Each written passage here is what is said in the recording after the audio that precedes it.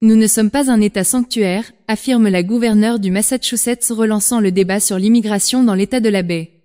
Pour ceux qui croyaient que le Massachusetts était un État offrant des protections aux immigrants en situation irrégulière, la gouverneure Maura Healey souhaite clarifier la situation. Que ce soit clair pour tout le monde, il n'existe pas d'État sanctuaire, a-t-elle déclaré lors d'une interview de fin d'année rapportée par CBS Boston. Cette déclaration marque un changement de ton radical par rapport aux positions antérieures de Madame Healey, qui avait promis de défendre les communautés immigrées contre toute forme de harcèlement de la part de l'administration Trump. Elle avait même demandé aux forces de police de l'État de ne pas collaborer avec les autorités fédérales sur les déportations de masse. Lors de son entretien avec WBZ-TV, Healey a abordé des questions liées à l'immigration, clarifié la position de l'État sur les politiques dites de « sanctuaire » et discuté de sujets plus larges concernant le Massachusetts, notamment les soins de santé et les priorités démocrates après la réélection de Donald Trump en 2024. Le Massachusetts rejette l'étiquette de sanctuaire. Au cours de cet entretien, la gouverneure a affirmé que le Massachusetts n'offrait pas de protection particulière aux immigrés sans papier. Elle a cité des politiques mises en œuvre par son administration qui ont, selon elle, contribué à réduire l'afflux d'immigrants dans l'État. Nous ne sommes pas un État sanctuaire. Si vous venez ici, il n'y a pas de logement disponible, et je pense que cela a été efficace pour influer sur le flux migratoire, a déclaré Healey à WBZ-TV, selon CBS Boston. Cette position contraste fortement avec la perception selon laquelle le Massachusetts aurait été un refuge pour les immigrés. À l'instar du maire de New York, Eric Adams, et d'autres responsables démocrates, Healey semble reconnaître le mandat donné à Donald Trump par les électeurs sur les questions migratoires. Elle semble également aligner certaines de ses positions sur celles de l'administration Trump, qui promet la politique de déportation la plus massive de l'histoire américaine. Ancienne procureure générale du Massachusetts, Healey a exprimé ses doutes sur la pertinence de l'étiquette de sanctuaire, expliquant que les forces de l'ordre collaborent déjà dans les enquêtes criminelles importantes. Je ne comprends pas vraiment ce que cette terminologie signifie en pratique, a-t-elle déclaré. Dans les affaires criminelles graves, comme le trafic de drogue ou d'armes et la traite des êtres humains, les autorités locales, étatiques et fédérales travaillent ensemble. Le Massachusetts a longtemps été perçu comme un État favorable aux immigrants sans papier.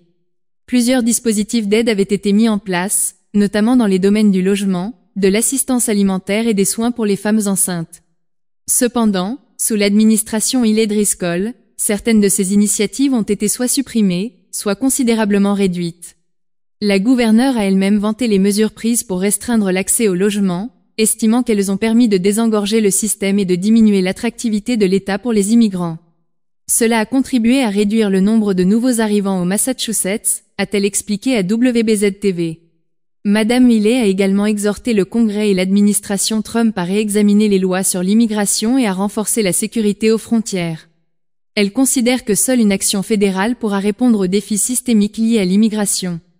Autres sujets abordés lors de l'interview. Outre l'immigration, la gouverneure a évoqué d'autres questions importantes, notamment la fermeture de l'hôpital Stewart et les enseignements à tirer de la réélection de Donald Trump. Réfléchissant aux résultats de l'élection présidentielle de 2024, Healey a critiqué l'incapacité des démocrates à établir un lien avec les électeurs sur les questions économiques, particulièrement celles qui concernent les classes moyennes et ouvrières. Les démocrates n'ont pas assez pris en compte les préoccupations financières des Américains, a-t-elle affirmé. Elle a mis en avant les efforts de son administration pour réduire les impôts, rendre l'enseignement supérieur plus accessible et aborder la crise du logement. Nous avons réduit les coûts, baissé les impôts, et rendu les universités communautaires plus abordables, a-t-elle expliqué, soulignant également les initiatives en faveur des petites entreprises et entrepreneurs locaux. Healey a conclu en rappelant que l'accès au logement reste une priorité essentielle. Nous devons réduire les coûts des logements. Les démocrates doivent se concentrer sur cela et s'assurer que ce message passe auprès des électeurs, a-t-elle déclaré à WBZ-TV. Depuis la victoire de Donald Trump à l'élection présidentielle de novembre 2024, plusieurs dirigeants démocrates ont commencé à revoir leur position sur des sujets tels que l'immigration et l'économie. Donald Trump a remporté non seulement le vote électoral, mais également le vote populaire.